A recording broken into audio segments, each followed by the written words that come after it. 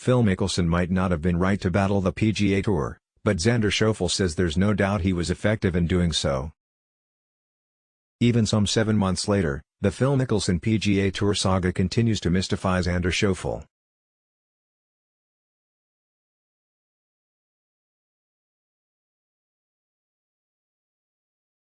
The Olympic gold medal winner, and PGA Tour mainstay, found himself stuck between a rock and a hard place when Mickelson infamously accused the tour of obnoxious greed back in January, igniting a fight that has spanned the majority of the year and included Mickelson's unceremonious defection to LIV Golf and subsequent multi-year suspension from the tour.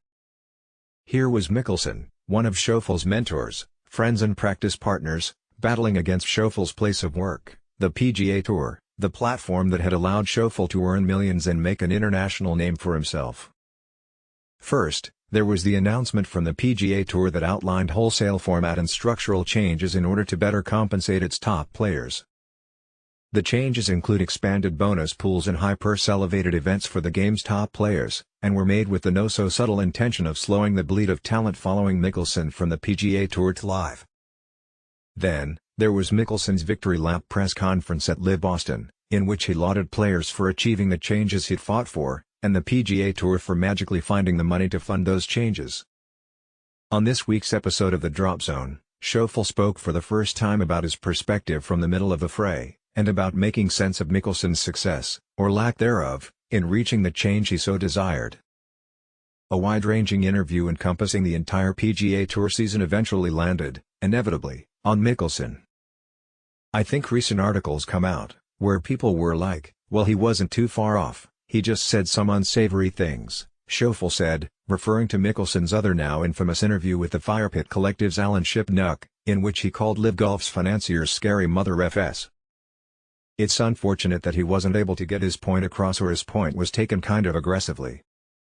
Not out of context, but without him really knowing.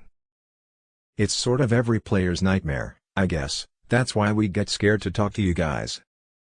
While Schauffele understands Mickelson's plight, Phil claimed he believed their conversation was off the record, a statement Shipnuck disputes. He's not quite sure he reaches the degree of feeling sympathy for Phil. He said what he said, so in terms of feeling bad for him, it's hard, Xander said. He said what he said, so in terms of feeling bad for him, it's hard.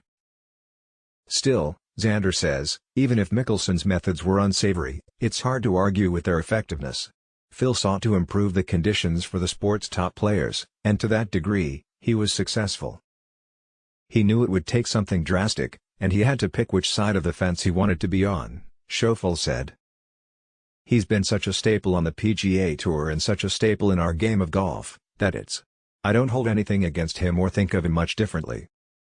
The irony, of course, is that of all the people to bear the fruit of Phil's labor, Phil himself won't be one of them.